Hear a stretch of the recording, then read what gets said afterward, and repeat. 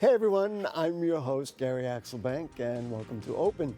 Coming up on today's show, we'll look back at a conversation with the executive director of the Louis Armstrong House Museum to shine a light on the legend and how his legacy has impacted the jazz community and all of us, let's face it.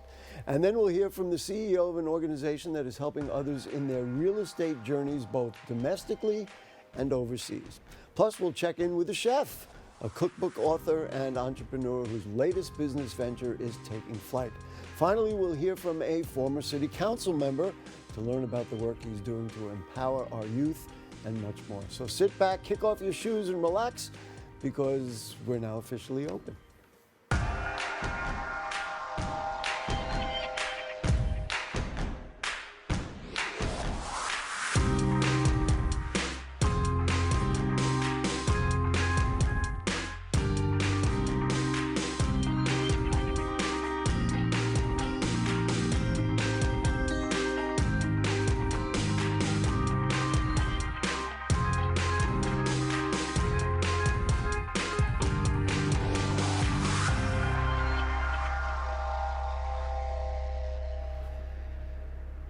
Hey folks, I'm your host, Gary Axelbank, sitting in for my buddy, Dr. Bob Lee, and you are watching Open, the live and interactive program that brings the Bronx and New York City straight to your TV set. Stay connected to us through social media at BronxNet TV. And leading things off, we've had the opportunity to highlight so many talented artists over the years, including musicians of yesteryear. Today we'll revisit a conversation with the Louis Armstrong House Museum's executive director, Regina Bain. She'll celebrate the life and legacy of jazz legend Louis Armstrong. Take a look. Regina, welcome. Thank you so much for having me. Yeah. So there's a lot of things happening in that area right there. You have the Louis Armstrong School. You got his home where he used to live, and now you got the museum that's opening up. Talk about it. So Louis, of course, hopefully folks know Louis Armstrong. Yes. He was born in New Orleans, but he lived in New York for 30 years with his wife, Lucille, on 107th Street in Corona, Queens. He was a hit trumpet maker, voice maker, and most people know him from What a Wonderful World, but he had hit songs for five decades. Oh, yeah. Hello, Dolly. Mega star. But he lived for 30 years in New York, and some people don't know that they can come to his home, take a guided tour. And Lucille is actually the person who made sure that we have this legacy and the legacy of so many other things in Queens that are named after Louis Armstrong. She helped to make that to be after Louis passed in 71. Any correlation between BB King, and the guitar Lucille, and naming his instrument Lucille? Do they know each other? No connection there. But I think Lucille was, you know how names, they evolve over time, and there are some names that become popular. Lucille was a popular name. Popular name. Yeah. That's good. So when are we opening up? Is there a grand opening date We are set? open right now. Right now. Right Right away, right today. Yes. So the historic home has been open for guided tours since 2003. But the new Armstrong Center, right across the street from the home, just opens on July 6th. So that is our party where we had 400 people on the block coming in and seeing the space. It was the architects were Caples Jefferson architects, and there were a host of folks who came in to help us with this building. Queens College really helped to make this happen, along with the Louis Armstrong Educational Foundation, who have been our partners for decades, bringing this to light. And if you don't know Louis Armstrong, you got to Google him or do something, or go to the New York Public Library, or read one of my books, People to Know in Black History and Beyond. He's in there. And why was this so important to open up the museum featuring such a giant as Louis Armstrong? Black history is important. Black history is American history, and we must keep the legacies that are our birthright. And we are so lucky to have this site. We're lucky to have the 60,000 piece archives, the largest archive of any single jazz musician. Wow. that is now completely digitized and Hmm. searchable 24 hours a day. And this is his letters. He had hundreds of hours of recordings, pictures, and all of that is a part of That's My Home, the new exhibit curated by Wow. Jason Moran. And so you're seeing that exhibit there. It has archival materials, so different selections from the 60,000 piece archives that create a story that Yeah. people can check out. And they have the kiosks there where you can listen to some of the music. Most definitely. So people can pick up a speaker and put it to their ear and hear the stories, hear some of the work, the videos that we have in our Mhm. archives, and they can learn more about the music. Of course, they can always go to our website, louisarmstronghouse.org, and learn more Yeah. about Louis Armstrong and get tickets because it's a ticketed experience. Who better to talk about it than an artist like you? You're an artist and an educator, and you're serving the community. Do you play one of the instruments? You play a trumpet? So I am not a musician. I actually was an actress. So I went to the Yale School of Drama and studied theater. I have a deep dedication and respect for art Yes. and what art does for people's lives, what music, what theater, what all forms of art do for humanity, for all of us. Yes. And I'm an educator. My mother was a teacher. My grandmother was a teacher. So I was looking for something Mm. that brought art and education together, and that is the Louis Armstrong House Museum. There you go. Woo. So, some of the other things that you didn't talk about. What are some of the other things that we can expect when we step into the museum? So, of course, for our museum, we want to preserve and share the legacy. So that's the guided tours, that's the archives. But we also want to live the Armstrong values, our values of artistic excellence, of education, and of community. So artistic excellence means contemporary artists who come and do research in our archives and create new works. Yeah, I see. In that clip that we saw Assemblyman Jeff Aubrey there. What did he have to say? Yes, He's very instrumental in our community. yes. And hopefully you all can hear me. Can you hear me well? Yeah, I can hear you. Okay, I perfect. hear some other people speaking. You hear that? Yes, I do. Yeah. I do. Okay, I that I think that cleared it up. That cleared it up. But We yes, just had to speak just about it, right? We had to talk about yes, it. yes. Like If you what's hear going something on? or Okay, say, okay, if we're you clear, hear something or see something, say something. we're clear. So Assemblyman Aubrey Yes. is amazing and has been working to make this museum happen for decades. There was a Queens College newsletter from 1999, and it said the Armstrong Educational Foundation has purchased a lot across the street from the historic house, and on it will be built what we have now. It took 24 years, 24 years of dedication from our community and community members like Assemblymember Aubrey to make it happen. And so he was there at the ceremony, and we were so pleased to have him. Yeah.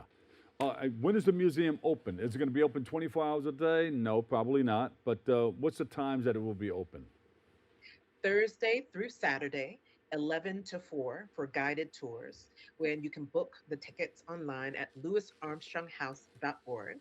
But on other days, we're open for group tours. Mm-hmm. So if you'd like to bring your classroom, if you'd like to bring your senior center, other groups, you can book on other days. You just go online and fill out the form, and we'll figure that out for you. What are people driven to when they step into the museum? Because what's the main attraction that people want to see or hear most? they're they're driven to the atmosphere. They just want to be in the midst of of greatness of what this man Mm. represented. They're driven to the trumpet. The King George V gave of England gave a trumpet to Louis Armstrong, and that is on display. They're driven to the Grammy from Hello Dolly, and then if they take the guided tour into the historic house, no one has lived in that house since the Armstrongs. All the furnishings, the The wallpaper, original. the art is theirs. Yeah. And so it feels like you just stepped through time back for when they were living there. And you can, as a part of our experience, we have archival audio, so you Yeah. could hear Louis and Lucille talking as if they were in the room. Yeah. Because he recorded himself, and he recorded and Lucille talking, sometimes fighting. He recorded all of that, and it's a part of our archives, and it's a part That's of the real. historic house experience. Yeah. He was also an actor too. Speak about that. He was in a number He of was films. over 35 motion pictures. He was the first African American to have featured billing in a Hollywood film.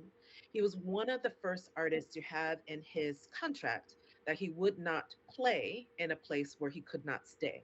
So this Exactly. was when there was segregation and Black artists could not drink water, use the bathroom, definitely not stay in a hotel in many places. And he got big enough where he could say, actually, no, we're not doing that. Yeah. I will not play here unless I can stay here. Yeah. And he helped set a precedent for other artists. Yeah. And a lot of people went through that. And they had to work the chitlin circuits. That's what they called it back then, and stay like undercover. And you couldn't eat at certain places, couldn't drink the water, and it was just Mhm. terrible. But I'm glad he Mhm. stood up and said, you know what? If I can't stay here, I can't play here. That's a beautiful He thing. He's was one of recognized the for that. first. Yeah. I mean, he was born in 1901. This is in the reverberations of slavery. This is before the civil rights movement. He's breaking barriers and being one of the first to open the doors. And so we're so thankful for He him would be for about doing 122 years old right about now. it. Mm-hmm. Something like And that. you He was know, he born had in two 1901. birthdays. Do the math. 1901. He had two birthdays. While he was alive, he believed that his birthday was July 4th. But after his death, a birth certificate was found that said August 4th. And so we celebrate both of his birthdays at the Louis Armstrong Yeah. House Museum. Why not Yeah. celebrate as Why many not? birthdays as we Why can? not? We do that with concerts. We have lots of concerts throughout the year in Yeah. our garden. And now in the new Armstrong Center, there's a 75-seat performance venue. And so if folks sign up on our newsletter, when they go to our website, they'll learn about the performances. We just had Catherine Russell, jazz legend vocalist. Jason Moran is going to be performing in the new jazz room on September 23rd. On July 29th, we have some trumpet players who are going to be performing. And if you have a young person in your life between ages 8 and 12, and they want to learn to play the trumpet, What? sign up on our newsletter on our website, and you can get classes for free. Look at that's beautiful. And I like that they have a new jazz room where artists can come in and perform. Are those hours listed? Are they scheduled where people So, can see? so the season is not out yet. Because we just opened, we're gathering our season together. Yeah. So, and when folks sign up to the newsletter, they'll see that there. But we're so excited for what this jazz room will bring. We are definitely about history. We are a museum that is preserving through archival, through the historic house, but we're also about the future. We want artists right now to know the legacy that they're in and be able to perform new works. Beautiful. So we have something called Armstrong Now, where we work and give residencies. So if you are an artist out there, an artist from the Black diaspora who wants to uh, apply, check us out, and we would love to work with you. What's that website again? LouisArmstrongHouse.org. That's LouisArmstrongHouse.org. Thank you so much. Regina Bain, Executive Director, Louis Armstrong House Museum. We love you. Thank you for that great information. And you're always welcome to come back again.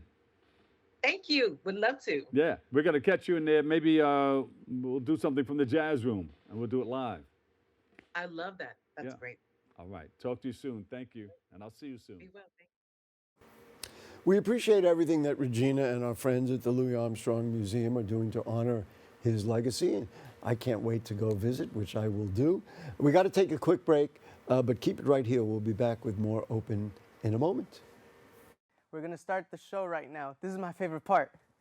Ready in 5, 4, 3, 2. Hey, this is Angel, and I am one of the instructors for the in-studio production. Here at BronxNet, we offer classes that can help you elevate, expand, and start your television career. All you have to do is sign up at bronxnet.org/education. For the past 7 years, I have been in various productions, spanning from talk shows, independent films, news reports, art displays, teachings, musical performances, and many more. Ain't that right, Angel? Yeah, you're absolutely right, Angel. There are a lot of creative individuals that we're just waiting to sign up for the class. And if I may, can I also express Thank you, Angel. That's all the time we have left. Visit bronxnet.org/education and become a producer by taking the course. The class I offer is also in English, en español y también bilingüe. Nos vemos en la próxima clase.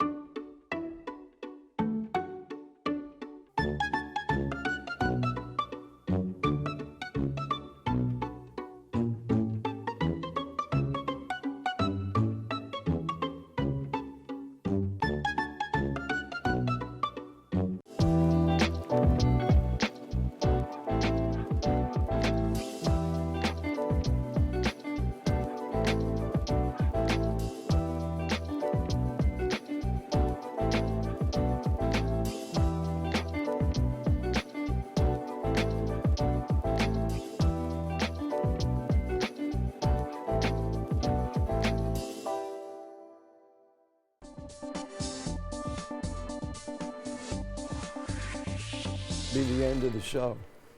Welcome back. As prices on homes in the U.S. rise and affordability continues to decline, more Americans are turning their attention to international markets as a solution. Joining us to speak about this reality and how she's helping others navigate the overseas real estate market is the CEO of Destination Kasa Expo.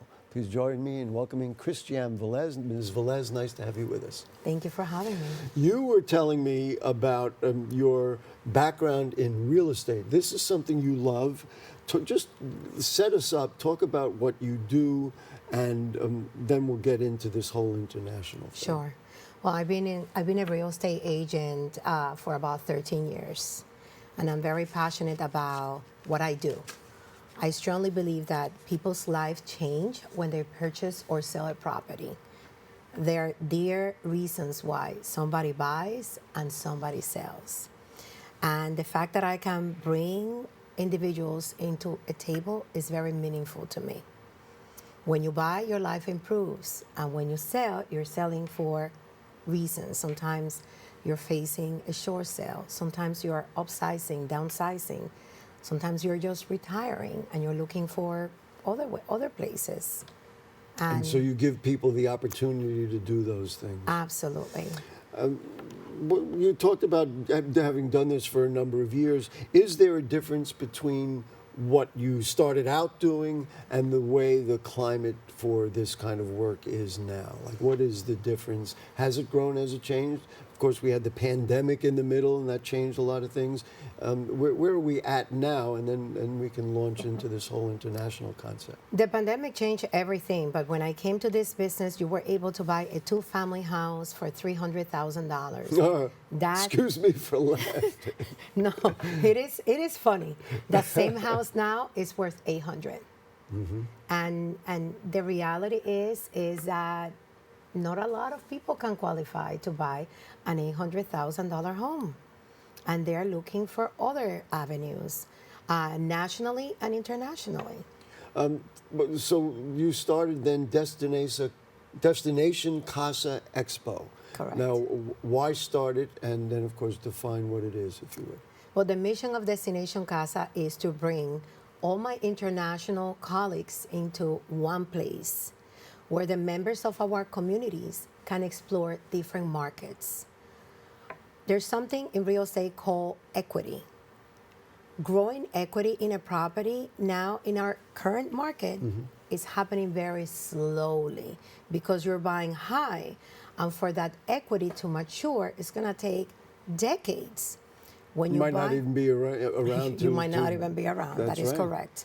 When you buy a property overseas, whether it is your retirement home, a vacation home, or an investment property, typically you're buying those properties on plan and you're buying it cheaper. By the time the property is built, the equity has gone up. By the time that you occupy the property, you have a secure investment. Who is this geared for? Because I hear a lot of kind of real estate talk, so I'm assuming real estate agents who buy and sell properties would be interested in this. But then also you talked about then you could have a home and move somewhere else. So who should be listening very closely to what we're talking about? This is for everybody. For everybody. You can own a home here in the States, in the area where you work, or you might just be outpriced and you might be looking into investing in a property outside the United States that is going to be your vacation home and also a rental property. So now that property pays itself off and you have a vacation home to go to. Wow, that sounds like sounds like a good deal. The borough of the Bronx, as we both know, is an international community. We have people from all, I can't even count the number of countries people are from in the borough of the Bronx. Is this particularly interesting to the borough of the Bronx because of that people come from so many places? And let's just say they come from South Korea, you could say, well, maybe we could look at the international market in that way. Is that part of the This is thing for here? everybody and anyone. So we are advertising in the tri-state area. Anybody that want to take advantage to come and learn in how to invest outside the United States is welcome to come. Our event is 100% free. And so if somebody were to say, I want to invest, but I don't want to move there, they could still do that, own the property in a foreign country. What are the challenges to being able to do that? I mean, do they have to go and visit there often, or can, how does that work? I mean, it's a fascinating concept, and it makes the world a little smaller for all of us. But of course, to do it, it's hard enough to get a property on Bruckner Boulevard as it is to, in South Korea or in the Dominican Republic or somewhere else. Well, the fact is that 80% of individuals buying in the emerging markets are not even from those countries. They're coming from the United States, Canada, and Europe. So due diligence is a key word.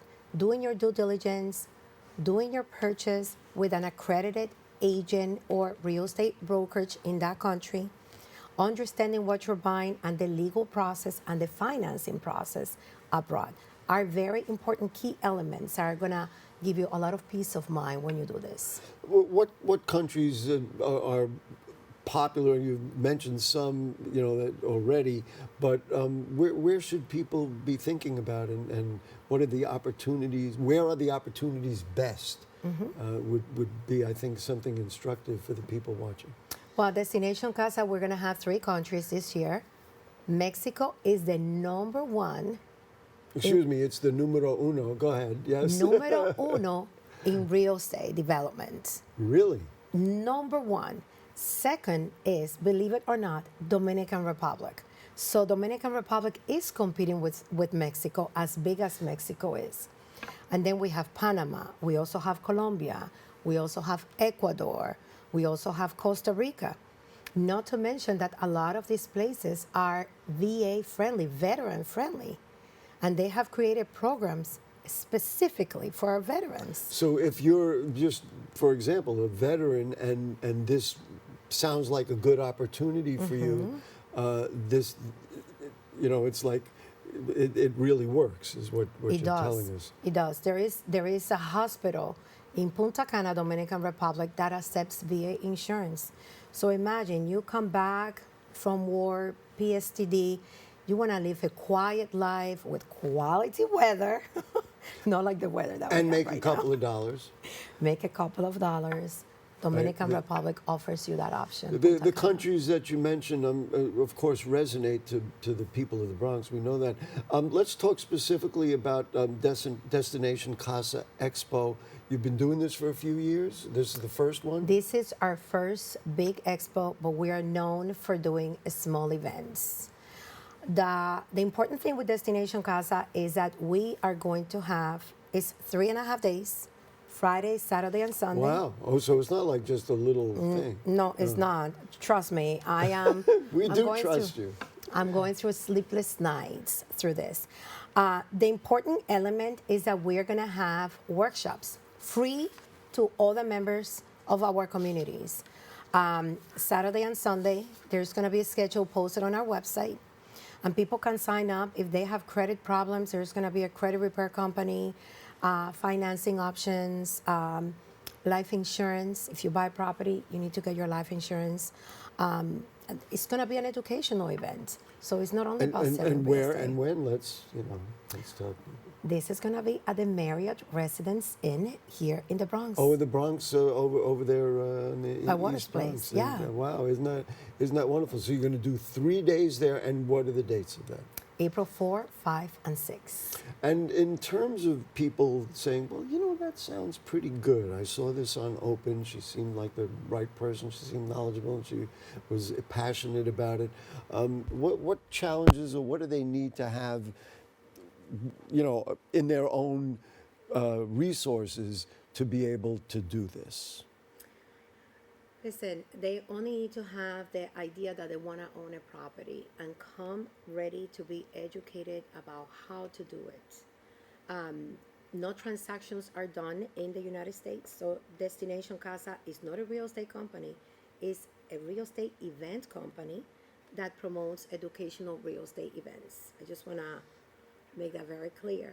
So the event is an educational event for people to study the markets, and if they are ready to make such purchase, then they can schedule an appointment to go abroad and look at the property. What was the germ of the moment where, like, all of a sudden you said to yourself, this would be a good idea? Like, what was it that drove you to say, I want to do this, not only to move some properties, but also to educate other people? What was the idea that made you say, I really want to do this? First of all, I went to a conference in Panama, and that was eye-opening to me. Why? Panama is like a mini Dubai. Like the Really? infrastructure and all the people that live in Panama, in Panama City, most of them are not even from Panama. There are other ways for people to live and be able to afford a home without spending hundreds of thousands of dollars. So we have our veterans, we have our soon-to-be retirees, can barely afford to live on a retirement check. And so you said, you know what, there's real opportunities here, and you started to put two and two together. Okay, let's put out the sale. There's social media involved, right? Yes. So that people can connect, and let's just tell people exactly what, where, and when. So we're inviting other members of our community April 4, 5, and 6 at the Marriott Residence Inn to come and learn about the emerging markets in the real estate industry globally. Not only the Bronx, everywhere else. Listen, Christiam Velez, thank you so much for joining us. It's fascinating. I always tell people, how do you know you like this segment? When I learn something, and I just learned, and I think we all learned something this morning. Thank you so much. I will see you at Destination Casa. Thank you so much. You will. We're going to take a quick break, but stay tuned. We'll be back with more right here on Open. Don't go away. 19.7% of Bronxites currently experience food insecurity.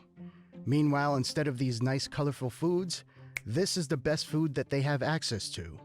If this sounds like you, there are a bunch of resources to get healthy food for free or cheap. If you want to help, you might consider donating or volunteering in one of these places. Community fridges like this one are all over the city, and allow New Yorkers to conveniently donate extra food to people who might need it. Go to this link and find your nearest one.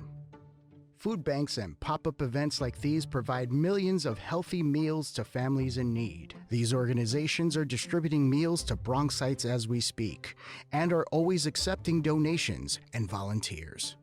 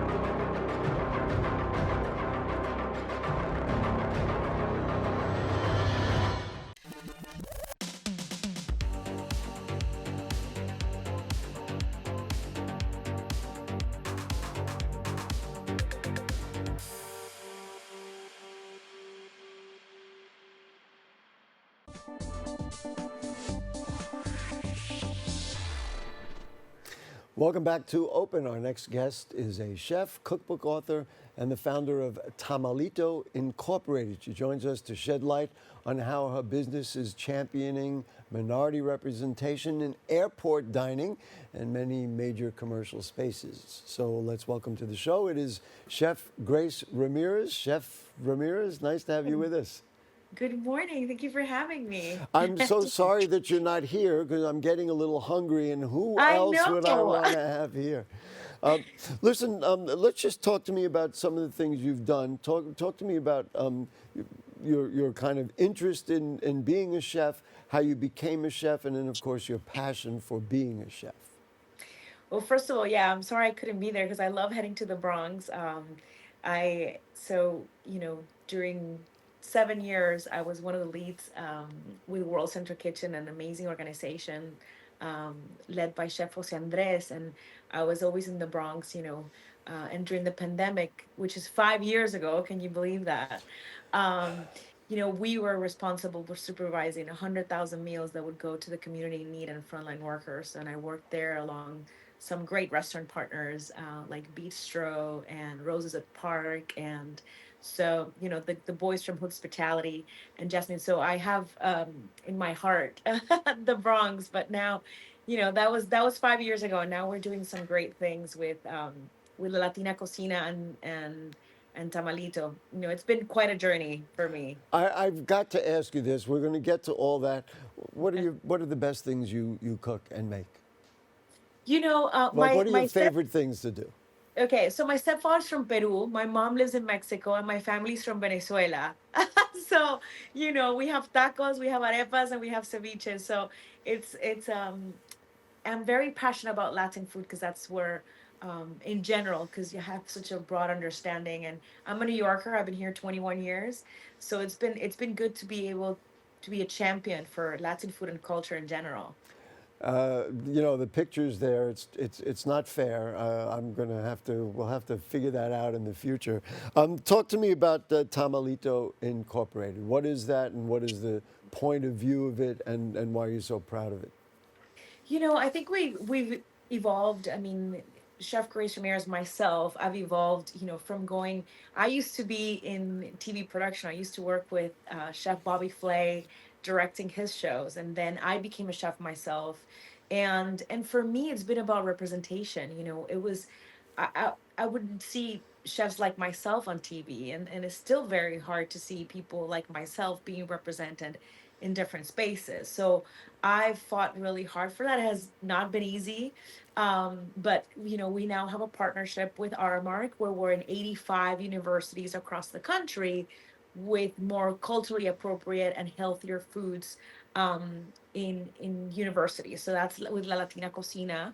And now, I'm an ACDBE partner at JFK Terminal 4. That is very exciting. But it's just, and I'm very grateful about that. And, I'm grateful about, HSM host for including me. And, some like Congressman Meeks has been fighting really hard to have more of us represented in that space, and the borough president of Queens. But it's just a little step forward. I'm here to fight for more representation, like storefronts. Where are we? Because I don't know many people know this, but Latinos, I think we're being it's a tough era for now, especially for Venezuelans these days. And but whether we like it or not, we're the fifth largest economy, and we're 20% of the close to 20% of the U.S. population. And it seems that a lot of people don't like it, but it's about time some get the memo. Of course. You bring up an interesting point to me, and that is the notion of authenticity. What you are putting out, it sounds like, is being authentic, so that if you're going to eat all different types of food, Venezuelan, Peruvian, whatever it is, that it be authentic. How does the general public know that something is authentic, or, well, they kind of just copied a recipe and it doesn't quite have, what it should take? How can the regular food consumer understand when they're getting the right thing and something that is authentic? That's a great question because it's hard, right? We live in the United States, and I think that crossing the border, right, means like, for example, some people are like, oh, flour tortillas are not authentic. It's only corn tortillas. Well, that's not necessarily true these days because, there is a border that has crossed, and for example, you have a lot of places in Mexico where they eat flour tortillas, and that's authentic to them. And spaces like universities and airports, you're making it's hard to scale food, right? Like, for example, mole, it's hard to make an authentic mole um like my friend's grandmother taught me, and have it in an airport space, right? So you need to adapt, but I think there's space for all of us. And it's like you're saying, burritos are but they're huge in California. They're authentic to California. Not necessarily are they authentic in Mexico, but it's a hard question to answer. But I'm talking about here is it's representation and heart, and those Latino entrepreneurs that we have lots of here in New York, that I want to see them thriving. You brought up the JFK thing, and it's fascinating to me because, of course, we've all been to the airport, and you go to the airport, and let's face it, most of them are, you are all the, franchises that are out there, and you say, oh, good, maybe I'll get a taco here or something like that. Was it a challenge to figure out how to do this and make real, authentic food in kind of a place where, they got to serve a million dishes. People line up while they're waiting for flights and everything else. It sounds like it would be a challenge to serve authentic food in that circumstance, in that context. It is, but it's not impossible. And I think that you brought it up. I think that should we should be a little bit more of an educated consumer when we're seeing the brands that are in airports, and we're still fighting for representation, right? That is, it's not easy.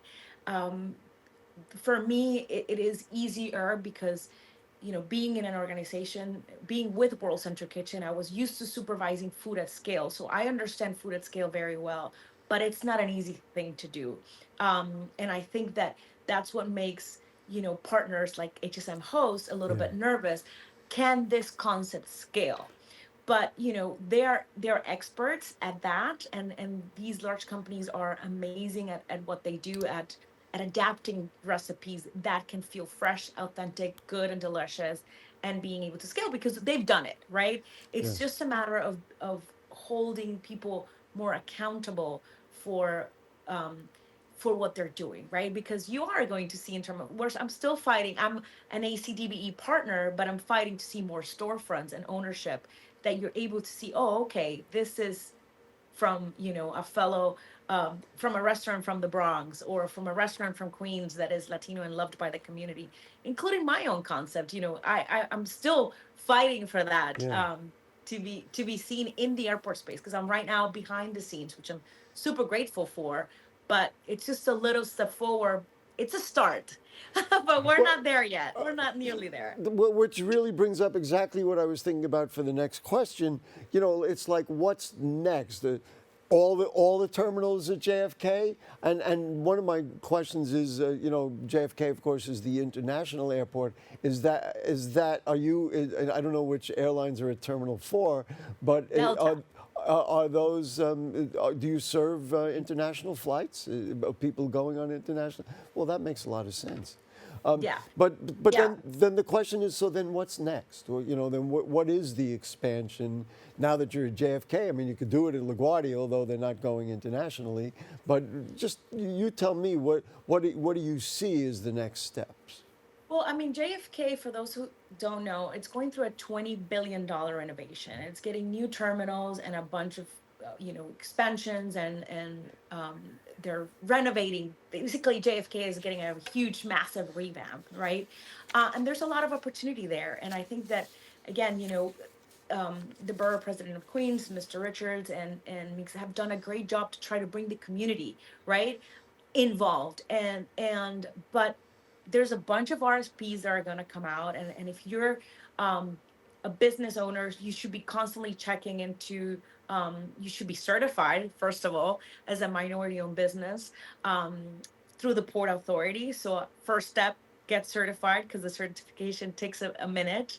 Um, and then see the opportunities that are out there. And for me, the next step is literally I'm going to DC and I'm holding a lot of people accountable. I have to be ready to have very uncomfortable conversations, and I'm very scared to sometimes lose the deal, but we need to call things like they are. And in this specific moment in time, specifically for Latinos who are with everything that is happening, it's very important that that people speak up to what's happening, and just make sure we're there. And you know, to me, almost the bottom line of this all is to maintain the identity of who you are and what your culture is, and of course, food is directly intertwined with that. All right, so just contact info. What's the final message to people who are watching? How can they get in touch with you? How can they participate? How can they know more? So I'm at Chef Grace Ramírez, and I'm encouraging, to people from our community to speak up, and please get informed. Make sure you go into the Port Authority. Make sure you really see all the opportunities that are out there as you minority-owned business owners, and talk to your assembly men or women, and make sure civic participation is key, because that's the only way we're able to have our voices heard, and more representation across the board. The last note I'm going to make is you've got to promise the next time you're here, you're going to bring us something. Because I saw all that food. I saw all that food, and I said, you know what? I'm going to end the show and get out and get something to eat. Chef, it will be my pleasure. Chef, thank you so much for your time. Thank you for your passion, especially for all peoples of the Bronx and of the world. And you have a cookbook, right?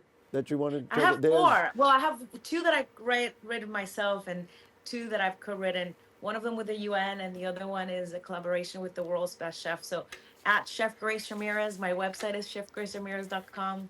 Have a really fun 5-ingredient electric pressure cooker cookbook. I have La Latina, so yeah. All right. You've now made us all hungry. All my viewers, all our viewers are going to get up and go get food right now. But then they'll come right back because we have another segment coming. Chef, thank you so much for your time. Thank you so much. Okay, bye. All right, we will take a break, but we will be back. Don't go away with more Open in a moment. Don't go away. What's up, creative family? Discover your voice with BronxNet Community Media classes. Are you ready to bring your ideas to life? At BronxNet, we offer television production classes for community members ages 18 and over, empowering you to share your vision with the world. Get certified in field production, in-studio production, and our new exciting addition, podcast production. Once certified, you can create your own show to air on one of our 6 TV channels. It all starts with our free Unleash Your Ideas Masterclass, designed to help you plan your show idea and set you up for success on your production journey. This class is offered at the beginning of each month for your convenience. Our dedicated BronxNet team is here to support, encourage, and uplift you every step of the way. Join us and become a part of the creative force that engages and inspires the Bronx community and beyond. Sign up today and start your media journey with BronxNet. Visit bronxnet.org/education to learn more and register. Let's create something amazing together.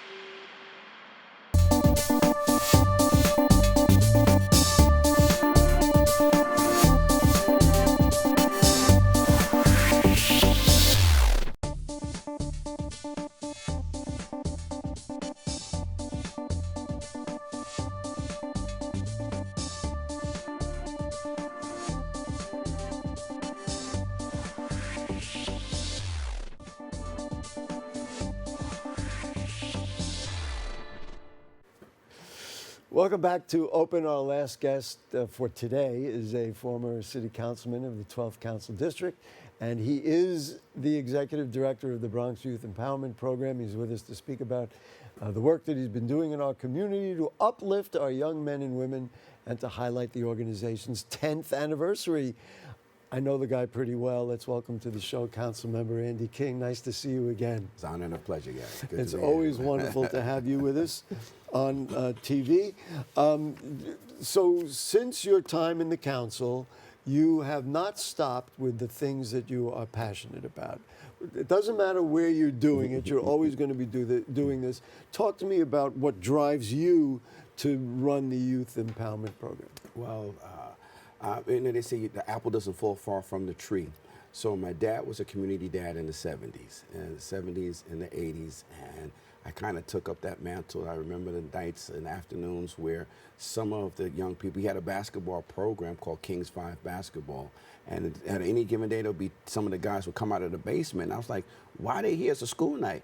Come to find out, after he passed away, God rest his soul, they used to counsel kids in the house, because you're talking about the 70s, we didn't have a whole lot of community centers, so he used everything that was available to him to help young men get their lives, and not knowing that some of our young men that were on the team didn't have their fathers around. I'm 9, I'm 5, I don't know, but learning that, and so I've just picked up that mantle, and Christ put this on my heart, so here I am. We both know in the past, and this is the deep past, and I'll bring up something that I always thought was completely wrong. Rudy Giuliani said midnight basketball doesn't work. That would conflict with what you're saying. You talked about a basketball program, but you had them, or your father had them in counseling and other programs.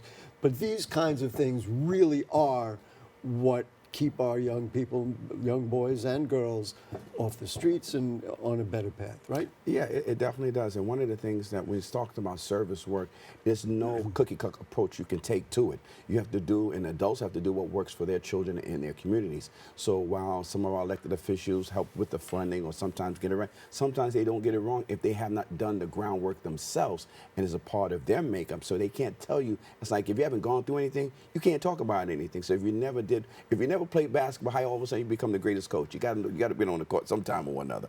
Yeah, but the main thing is it brings the young people together in a structured thing. Yes. Even in a competitive thing. Of course, athletics, we know the value of that. Talked about the Youth Empowerment Program and what kinds of things you put in there that help young people do better. Well, let's kick it off. I want to thank you all again for recognizing us. And actually, it's our 20th year. Oh, 20th year. Oh, yeah. I had it written down. Yes, 10. yes, yes. It's our 20th year. We started back in 2005. I was the head lead for Fernando Ferrer, who was running for mayor. And we know at that time, Michael Bloomberg became the mayor. Right. But I had all these kids, about 60 kids, that used to come after school. And we used to march around with Fernando Ferrer, he's like the Pied Piper. That's a fascinating thing. So it really started out of that to get them together. So yes. And so when he lost, the kids were like, what do we do now, Mr. King? That was born the Bronx Youth Empowerment Program to keep kids civically active, community-minded, and more importantly, to develop themselves to be better human beings. And so what do? Do you have meetings? You have yes. programs? I mean, so let's get some of the specifics. Great. We've shown some of the pictures, which are, of course, incredibly impressive. Yeah, so we have weekly sessions, and we started at the Regina Green Middle School campus. Weekly sessions with students from the ages 11, and now we're at 10 years age. We started from 11 to 18, then we started from 11 to 21, then we went from 11 to 18. Now we're from 10 to 18 with weekly sessions with students. We're in the Richard R. Green campus and PS 78 Elementary School as well. We've been in MS 181 in the Truman Educational Campus, also in the Evander Childs High School campus. We've provided services over the last 2 decades. The goal is to help our young people build their minds, build their community, build their body, and build their community all in one. So we've done a lot of work with them. I introduce them to people, places, and things, counseling sessions, including the parents involved. And because on programs, I find the best programs to work when parents are engaged. When a parent supports a program, the kid supports the program. When the kid tells the parent the program is important to them, then the parents have to listen. They just can't pull them out because of adult things. So we've been able to take them on trips, have them organize their own events, visit senior senior centers and nursing homes to help them build character, take them out to trips to radio stations, to Washington, D.C. TV stations. Yeah, we've helped them lobby on elected officials on a children's health care plan. So they're civically engaged? Yes, yes. You know, you will recall, I mentioned this to you when you came through the door. We did a session on my other program, Bronx Talk, where we brought the young men and women from Truman High School to ask you questions. So you've been doing this. This is in your DNA, so to speak. Correct. How do you measure success? How do you know that it's working? Do you see the results of it? Like you may, and I'm just going to give an example, but you can fill in the blanks. Somebody comes in and you know that they've had trouble. They've been whether through the legal system or their school is saying, you know, they're not even attending. You know, those kinds of things. And then do you see results of those kinds of things through this kind of engagement? Yes, we've seen a lot of success. And what I mean by that, if we've touched maybe about 12,000 kids over these 20 years, I can 12,000? Yeah, over, and we're talking over 20 years. I got to interject. I'm going to let you finish. Yeah. And I say this every time people throw out numbers. 12,000, you say, well, you know, I don't know how to characterize it. Start with your fingers and get to 12,000, and then you'll have a sense of how many we're dealing with. Yeah. Right? Yes, over 20. We've had kids coming from Brooklyn at one time in our early years, getting on the train and coming to the Bronx. So when I talked to some of the earlier students that were part of it, they're principals. They are CEOs of their own company, work for Cablevision. One works for the mayor's office. They're teachers themselves. So I've watched them become successful. I just can't smile wide enough. You know, we wrestle and we talk about the crime numbers and people read these terrible stories in the newspapers. There are solutions. There are ways we can do this. Do you think about growing the program? I'm sure there's ways you'd love to grow it. Is it a financial thing? I mean, I want to share this. I want to, make the 12,000, 40,000. Yeah. You know? Well, one of the things that I realize sometimes more money doesn't mean more success. And while we need money to function, I think when you have a formula full of love, full of commitment, and adults around being a part of the village of a child, we've watched the manners and etiquette of our children change. We watched the mindset of what they view on whether it's TikTok, I call it TikTok, trick truck, that they get knocked upside the head with information that they get fed. How do we put them back in a place to understand that these messaging aren't the stabilized messaging that you need to build your character? There's a lot of drama in it, but not a stability in it. So we have real conversations of what the world is, so they make the right decisions. So we watch so many children, and I can literally say out of those 12, we've had about 4 kids who've actually gone on the wrong side, and that's a great percentage to have that I can say, man, I can go off my head and say it's only about 4. I can't 4 children out of the 12,000. Yeah, that just went off the cuff. But when we grabbed them at 13 and 11, they were figuring out life, changes of what coming through puberty and what that all means for you. Well, if no one tells you those speed bumps in life, you can make a lot of errors at 14 because you don't know. So it's up to those adults who do know to help our kids say, I told you the fire was hot. You didn't have to stick your hand in the fire to find out, oh, yeah, it's hot. We told you it was hot. Surprise. You've been doing this, obviously, for a long time. I made a mistake. It was not 10, it's 20 years. That period of time includes the pandemic. Now, I'm always very concerned when I talk to youth leaders and other people. The kids sat in front of screens for 2 years looking at computers instead of interacting with their school, with their teachers, with each other. Do you sense a difference in the young people before the pandemic and then after the pandemic, coming out of a period of time where it doesn't matter what age they were denied, because of circumstance, the opportunity to lead kind of normal, interactive social lives? You hit that right on the head. And I've had these conversations with superintendents, New York City Public School superintendents, principals, educators, and helping to remind them right after we came out of the pandemic that now you have a 14-year-old, technically still 12 years old. Socially is 12 years old. That's right. And you have a 16-year-old who's 14. And what was happening is that the educators weren't prepared for that. At a middle school, you're looking to have that 13-year-old to be 13, but actually still acting like they're in elementary school. So if I'm used to teaching a child who's supposed to be at this emotional level and academic level, I wasn't getting that. So I was having conversations with them. Some of the principals like, you're right, King, but we haven't figured that one out. Because even some of the educators, when they were on remote, how effective were they in remote learning themselves? Right. And so if they come in, let's say 7th grade or 8th grade, and you're expecting them to have something, they may have had 2 years of not getting half the education. Yeah. And that becomes a challenge. Did you do anything else other than just keep working hard, or did you put things in place to try and support this? Well, what we did from the Bronx Youth Empowerment Program, me and my wife did something that I know some people thought we were crazy, but we took the bottom half of a home that we have and we turned it into the Bronx Youth Empowerment Program's clubhouse because the schools were closed. The students still needed some place to go, try to figure themselves out. So we'll have counseling sessions there, talk about what was going on in the world, gave them some game nights, counsel them, even put a little outdoor pool so they can play and splash, but allow them to still have teen years, still have children's life, and we was able to do that. And those children have adjusted a little faster than some of the other children I come in contact with. We're almost out of time. 20th anniversary, we're having a celebration?